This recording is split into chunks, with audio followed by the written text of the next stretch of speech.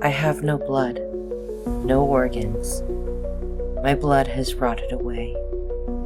Yet I remain. Why won't they bury me? Chilling, isn't it? But for some people, this isn't just a line from a horror movie. It's their reality. Welcome to Hauntings and Happenings, where we explore the eerie, the unexplained, and the terrifying truths behind the mysteries of our world. I'm your host, Casey, and today we're talking about Cotard syndrome, also known as walking corpse syndrome. It's a rare neuropsychiatric disorder where people believe that they are dead, decomposing, or that their body parts just simply don't exist. The stories of Cotard syndrome are haunting.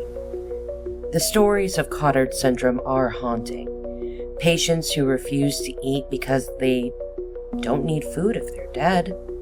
People who take up residence in cemeteries because they feel at home among the deceased. And even those who believe that they are immortal. So how does someone come to believe they're dead while still walking among the living? And what does this tell us about the fragility of the human mind? Let's start from the beginning.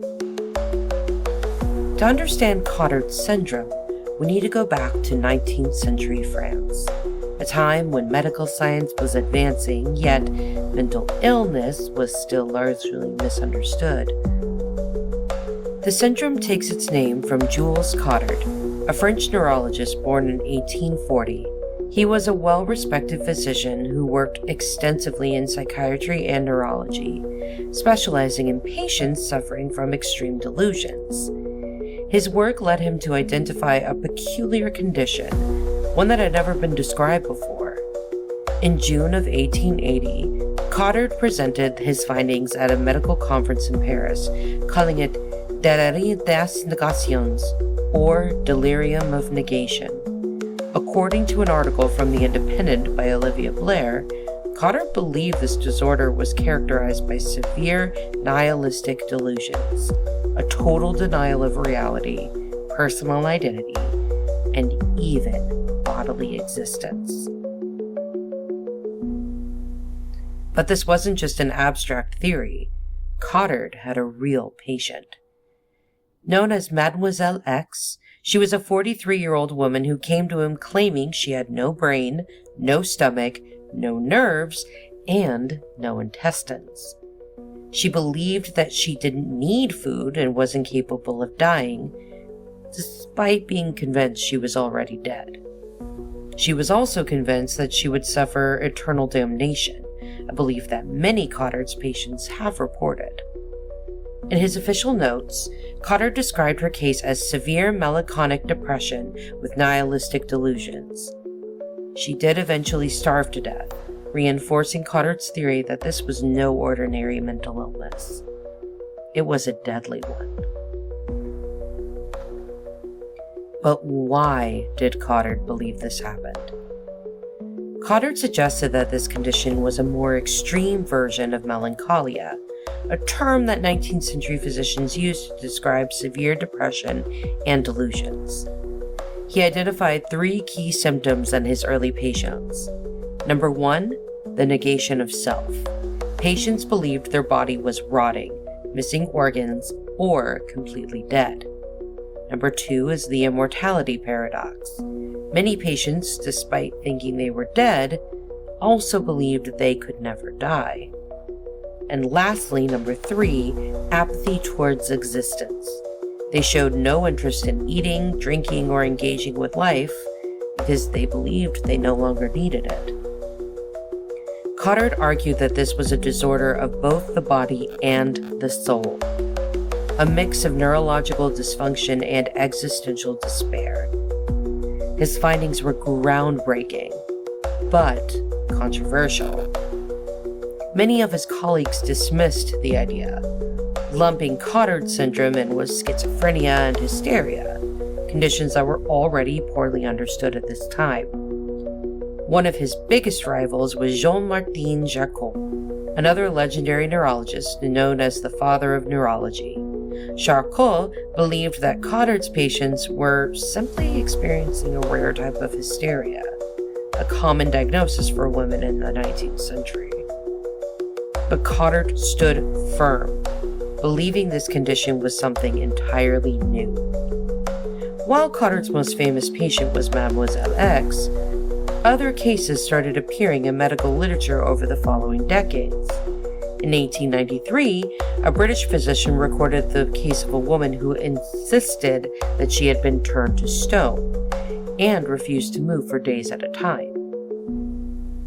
In 1911, a French doctor described a man who claimed his soul had left his body and was wandering through hell. Additionally, in 1921, a German case study detailed a woman who was so convinced that she was already dead that she demanded to be buried. One of the strangest earliest cases was documented in 1918 in Paris, where a woman walked into a police station demanding a divorce. Her reason? She claimed her husband had been murdered and replaced with a corpse that looked just like him. This case, as recorded in A History of Delusions by Victoria Shepherd, showed how Cotard syndrome didn't just affect how a person saw themselves, it altered their perception on the entire world. Jules Cotard never lived to see his syndrome recognized. He died in 1889 at the age of 49 after contracting diphtheria, which spread to him from his daughter. But his work lived on. His ideas about nihilistic delusions influenced future generations of psychiatrists and neurologists. In the early 20th century, Cotard syndrome was recognized as a rare but distinct phenomenon in psychiatric studies. Today, while it's not listed in the DSM-5, it's classified in the ICD-10 under delusional disorders. Now, despite over 140 years of research, no one fully understands Cotard syndrome. Some believe it's a form of severe depression. Others see it as a symptom of schizophrenia or psychosis. And recent studies suggest it's linked to brain damage, particularly in the frontal or parietal lobes. But what we do know is that Cotard's patients don't just think they are dead. They feel it. Imagine waking up one morning and feeling nothing. You look in the mirror, but something is off. The reflection doesn't feel like you. You touch your skin, but it feels foreign, and the colors of the world around you seem dimmed, muted, distant. Almost like a dream. Then a thought creeps in. Maybe I'm not really here at all. For some, this thought doesn't go away. It grows, festers, becomes an unshakable belief. According to Dr. John P. Kuna, writing for eMedical Health, Cotard syndrome, also, again, known as walking corpse syndrome, is a rare neuropsychiatric condition in which people believe they are dead, rotting from the inside, missing organs, blood, or body parts, or in some cases are immortal, just as Cotard had originally said. But the really truly terrifying part? This isn't just a delusion. It's a full sensory experience. Most patients report a complete detachment from reality, loss of touch, taste, and smell, an inability to feel pain, and a belief that food, sleep, or even speaking is pointless because they no longer exist. According to BBC Science Focus, this is not a standalone illness, but a delusional state often linked to severe depression, schizophrenia, bipolar disorder, and even neurological damage. But why does the brain create such an extreme reality distortion? Dr. Saravanna S., writing in the Indian Journal of Psychiatric Nursing, identified 3 distinct stages of Cotard syndrome. The first is the germination stage, also known as the warning signs. This is where symptoms of depression and anxiety first appear, and patients might withdraw from social interaction, develop hypochondria, or express a growing sense of detachment from reality. Next is the blooming stage, where the delusions take over. Patients now fully believe they are dead or missing essential body parts. Many stop eating, stop speaking, and even refuse medical care because they see no reason to continue existing. Some may claim to even smell their own decay or feel their body breaking down. Last is the chronic stage, the point of no return. If untreated, Cotard syndrome becomes entrenched. Patients may completely detach from society or even attempt self-mutilation, believing that removing the dead parts from their body will free them from suffering. In extreme cases, patients have starved to death because they believed food was useless, just like Mademoiselle X. This progression makes early intervention crucial, but diagnosing Cotard syndrome is incredibly difficult. Cotard syndrome is often mistaken for other psychiatric disorders, especially schizophrenia or Capgras syndrome. Capgras syndrome, as described in a Casmo Brain Center article, causes people to believe that loved ones have been replaced by imposters. Similar to the earlier story of the woman who believed her husband was replaced with a corpse. While schizophrenia can also cause delusions of persecution or identity loss. But Cotard syndrome is unique because the delusion focuses entirely on the self, not external conspiracies. Unlike schizophrenia, Cotard's patients are not paranoid or aggressive, or at least not often so. They are simply convinced of their own death or non-existence. And, tragically, many of them are at a high risk of suicide or self-neglect. Dr. Pallavi Suyag Uttakar in Medicine Net suggests that Cotard syndrome is linked to severe disruptions in brain activity, particularly in the fusiform gyrus, the part of the brain responsible for recognizing faces, including one's own, and the amygdala, the emotional processing center which plays a role in fear, self-awareness, and identity. In an astonishing study published by Smithsonian Magazine, brain scans of a Cotard's patient named Graham show that his brain was functioning at levels similar to someone in a coma, even though he was awake and able to speak. This suggests that Cotard isn't just a psychiatric illness, it's a neurological one too. One of the strangest aspects of Cotard syndrome is how closely it mirrors cultural fears of the undead. In many ways, these patients are real-life representations of the walking dead. They believe they are decomposing, they wander in a state of existential limbo, and they detach from life yet continue moving. In folklore, there are countless stories of people returning from the dead, not as ghosts, but as corpses trapped between life and death. In the 17th century, people who suddenly lost touch with reality were sometimes labeled as ghouls or revenants, the undead cursed to roam the earth. Even today, zombie media taps into something primal, our fear of losing sense of self while physically existing. According to Victoria Shepard, author of A Happy History of Delusions, the fear of being trapped in a lifeless body is one of the oldest psychological horrors known to man.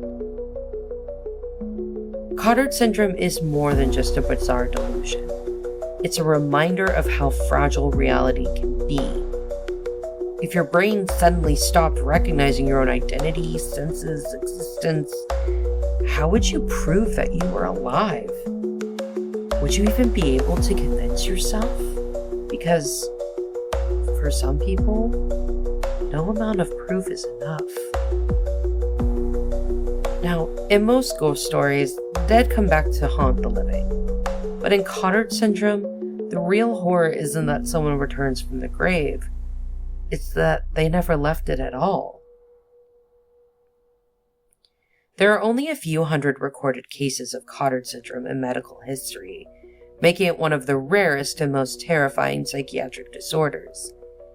And yet, the stories that do exist feel like something being pulled straight from the pages of a gothic horror. let's take a look at some of the most haunting real-life cases. One of the most famous cases of Cotard syndrome comes from the United Kingdom, where a man known only as Graham made medical history. According to a New Scientist interview, Graham suffered from severe depression after a suicide attempt. But after waking up in the hospital, something had shifted in his mind. He became convinced his brain had died. He stopped eating, stopped speaking, and refused to engage with anyone. Doctors tried to convince him he was alive, but he was unshakable in his belief. He even started spending time in graveyards, telling doctors it was the closest I could get to death. Desperate for answers, neuroscientists performed an MRI scan on his brain, and what they found was shocking. According to a report from Smithsonian Magazine, Graham's brain activity resembled that of someone in a coma. Parts of his parietal and frontal lobes, responsible for self-awareness, were nearly completely shut down. His doctors were stunned. Graham was walking, talking, physically alive. But neurologically, he was trapped somewhere between consciousness and death. Eventually, after extensive therapy and medication, Graham's delusions faded. He no longer believed he was dead.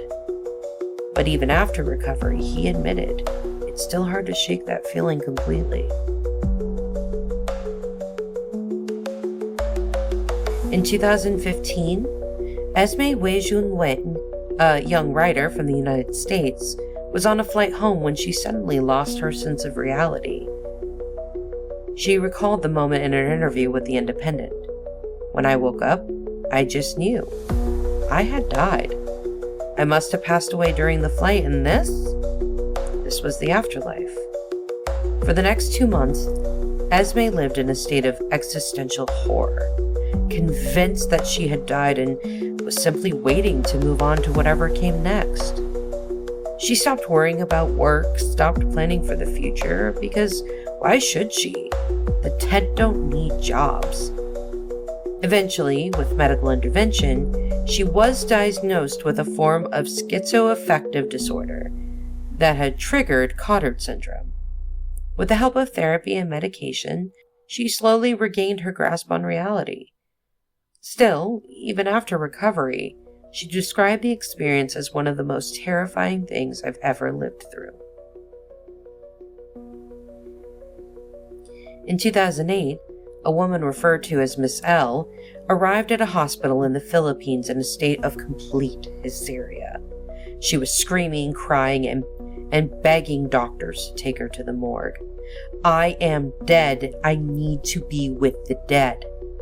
She refused to eat or drink, convinced her body no longer needed sustenance. Doctors diagnosed her with Cotard syndrome linked to schizophrenia, and over several weeks she was treated with a combination of antipsychotic medication and therapy. Slowly, her delusions faded, but for months she remained visibly shaken, unsure if she was truly alive or if she had simply been brought back from the dead.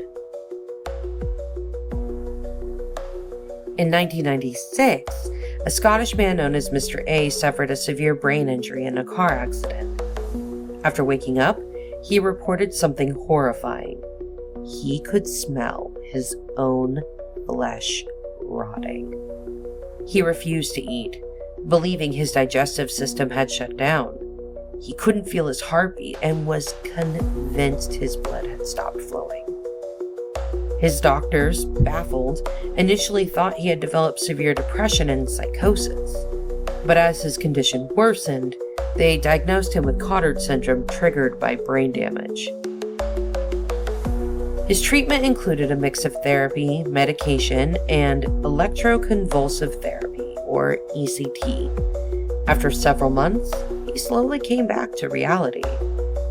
When asked about the experience later, he said, "It was like living in a nightmare I couldn't wake up from." Cotard syndrome may be rare, but the cases we do have reveal a disturbing pattern. Firstly, it often follows a traumatic event, whether that be a brain injury, a stroke, a suicide attempt, or a psychiatric break. The second is it overrides all logic and evidence, making it nearly impossible to convince patients they are alive. Third, if left untreated, it can lead to self-starvation, self-harm, or total social withdrawal. These cases also raise chilling questions. How does the brain decide what is real and what is not? And if you truly believed you were dead, would anything be able to convince you otherwise? And perhaps, most disturbingly, if someone told you they were dead, how would you prove that they weren't? We've explored the history of Cotard syndrome and the haunting real-life cases of people who believe they were already dead. But that brings us to the next terrifying question. Why does this happen? How does the brain convince itself that it no longer exists? To answer that, we have to go deep into the neuroscience of delusion, perception, and consciousness itself. Cotard syndrome isn't just a psychiatric condition. It's a neurological mystery. In recent years, brain imaging studies have revealed that Cotards isn't just a disorder of thought. It's a disorder of brain function. According to the article from Smithsonian Magazine, scans of Cotards patients show severe dysfunction in multiple regions of the brain, particularly those responsible for self-awareness, emotion, and perception. Neuroscientists have found 3 key areas that are heavily affected. The first is the fusiform gyrus, the face recognition center. Located in the temporal lobe, this part of the brain is responsible for recognizing faces, including your own. Studies suggest that in Cotards patients, the fusiform gyrus malfunctions, meaning that when they look in the mirror, their reflection feels foreign, disconnected, or even unreal. This is similar to Capgras syndrome, where people believe loved ones have been replaced by imposters. Except in Cotards, the imposter is yourself. Second is the amygdala, our emotional processor. The amygdala is the emotional center of the brain, responsible for fear, identity, and emotional responses. When it is damaged or underactive, emotions become dulled or completely absent, leading to a profound sense of detachment from reality. Some researchers believe that Cotards patients suffered from a form of extreme emotional numbness, which their brain misinterprets as being dead. Lastly is the default mode network, the self-identity system. The default mode network, or the DMN, is a collection of brain regions that help create a sense of self-awareness and continuity. In Cotards patients, the DMN appears severely disrupted, making it difficult for the brain to integrate self-perception into reality. So essentially, Cotards is what happens when the brain's sense of self collapses completely. And one of the most shocking discoveries about Cotard syndromes came from that case of Graham, that UK man who believed his brain had died. When scientists scanned his brain, they found something unprecedented. His brain activity closely resembled someone in a coma. His frontal and parietal lobes were nearly shut down. Area was responsible for decision-making, reality processing, and self-awareness. And it was as if his brain had partially turned off, yet he remained conscious. This discovery changed how scientists viewed these severe delusions. It suggests that Cotards isn't just a mental illness. It's a physical neurological shutdown. Some researchers have now compared Cotard syndrome to locked-in syndrome or near-death experiences, where brain activity is altered in such a way that a person feels discounted from life itself. While Cotard syndrome is rare, researchers have found some common triggers that can lead to its development. According to MedicineNet, Cotards has been linked to severe mental illness, including, as mentioned before, major depression, schizophrenia, and bipolar disorder, which are the most common psychiatric conditions that lead to Cotards, and patients in deep depressive states often experience detachments from reality, which can spiral into nihilistic delusions. The second is brain trauma and neurological disorders. Cotards has been reported in patients who have suffered from brain injury, stroke, epilepsy, and multiple sclerosis. These conditions can cause severe disruptions in neural pathways, leading to Cotard-like syndromes. And lastly, there's substance abuse and medication side effects. Some antipsychotic medications have been linked to temporary Cotards-like delusions. Drug-induced psychosis, especially from hallucinogens, can trigger temporary states of derealization and nihilistic beliefs. These findings suggest that Cotard syndrome isn't just one condition, it's a symptom of extreme brain dysfunction. There's one more mystery about Cotards that baffles scientists. While most patients believe they are dead or rotting, some report the exact opposite, that they are immortal. This contradiction is called Cotard's paradox. Some patients insist that they cannot die because they are already dead. Others report feeling trapped in their bodies, doomed to wander the earth forever. And this belief closely mirrors folklore about the undead, raising fascinating psychological questions.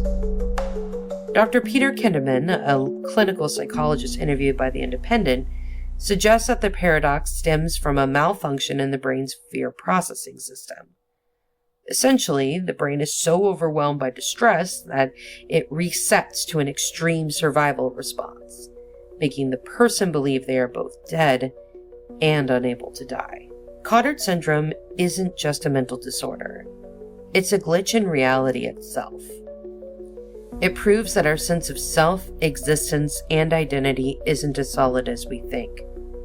If the right circuits shut down, if the brain loses track of its own aliveness, then even the most fundamental truth, our own existence, can slip away. And that raises a chilling thought. If our reality is just a series of neurological connections firing in sync, what happens when they stop? Could any of us, given the right conditions, wake up one day and be unable to convince ourselves that we're still alive? So we've explored the history of Cotards, we've talked about these haunting real-life cases, and of course the science behind why the brain tricks itself into believing it's dead. But that leaves us with a crucial question. Can Cotard syndrome be cured? The good news? Yes, but the road to recovery is far from simple. Because Cotard syndrome affects both the mind and the brain, it requires a multifaceted approach, one that blends psychiatric treatment, neurological intervention, and in some cases, unconventional remedies. Modern medicine approaches Cotard syndrome like a complex puzzle, one that must be solved piece by piece. According to Dr. Divya Jacob in MedicineNet, treatment generally follows a three-step approach. The first is medication, or restoring the chemical balance. Most Cotard's patients receive a combination of psychiatric drugs targeting different aspects of the disorder. Antidepressants, either SSRIs or SNRIs, for those with severe depression, used to break delusions and restore logical thinking, and mood stabilizers, often given to patients with bipolar disorder or schizoaffective disorder. Studies have found that with consistent medication, many patients begin to wake up from their delusions, slowly integrating into reality. But in some cases, medication is not enough. That's when we bring in cognitive behavioral therapy, or CBT, which is rebuilding reality. Therapy plays a crucial role in recovery. CBT helps challenge false beliefs and reintroduce reality-based thinking. Patients work with therapists to identify distorted thought patterns, rebuild emotional connections to their body and identity, and recognize sensory experiences, like feeling warmth or tasting food, as proof of existence. However, therapy is only effective once the delusions start to weaken, meaning it often follows successful medication treatment. But what happens when nothing works? One of the most surprising and controversial treatments for Cotard syndrome is electroconvulsive therapy, or ECT. Yes, the very thing once known as electric shock therapy, often dramatized in horror movies. But here's the twist. For many severe Cotards patients, ECT has been the only thing that brings them back to life. According to a New Scientist article, in some cases, Cotards patients wake up from their delusions overnight after undergoing ECT. But how does it work? ECT delivers controlled electrocurrents to the brain, triggering a brief seizure. This seizure resets neural pathways, particularly in areas affected by Cotard syndrome. Some scientists believe it jolts the brain out of its dead state, forcing it to recognize itself again. One study documented a 53-year-old woman with Cotard syndrome who had been unresponsive to medication. After 12 sessions, she fully recovered, regaining her sense of self.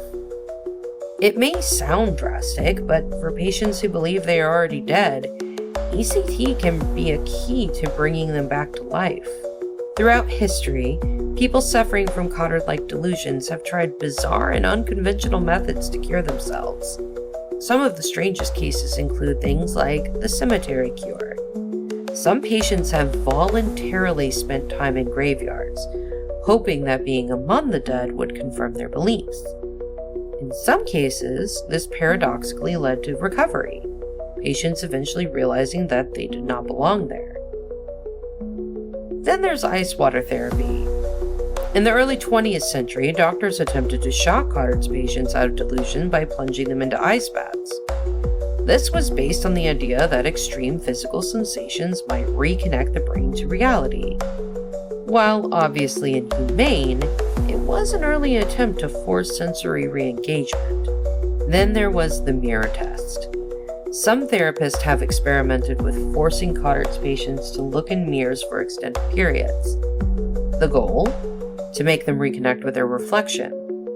In rare cases, patients who spend weeks in front of mirrors eventually recognize themselves again. While these methods are no longer used, they reveal something critical. Sensory recognition seems to be the key to breaking Cotard syndrome. So where does this leave us today? Researchers are still searching for a more effective science-backed cure for Cotard syndrome. Recent studies suggest that transcranial magnetic stimulation, or TMS, a non-invasive brain stimulation technique, may hold promise. Then there's deep brain stimulation, or DBS, a surgical implant that stimulates specific brain regions, could be a potential future treatment. And of course, personalized therapy models, blending medication, therapy, and brain stimulation, may offer the best long-term solutions. But ultimately, the biggest challenge remains the nature of the disorder itself. While Cotard's patients genuinely believe they are dead, many refuse treatment altogether, making intervention extremely difficult. So is Cotard syndrome truly curable? For many patients, yes. That journey is long, unpredictable, and deeply personal. Some recover fully, others relapse into delusions, and some remain trapped in their belief forever. This disorder challenges everything we know about identity, perception, and the fragile boundary between life and death. And perhaps that's the real horror of Cotard syndrome. Not just believing you're dead, but realizing that even with modern medicine, there's no guarantee you'll ever come back to life. Cotard syndrome is more than just a bizarre medical anomaly.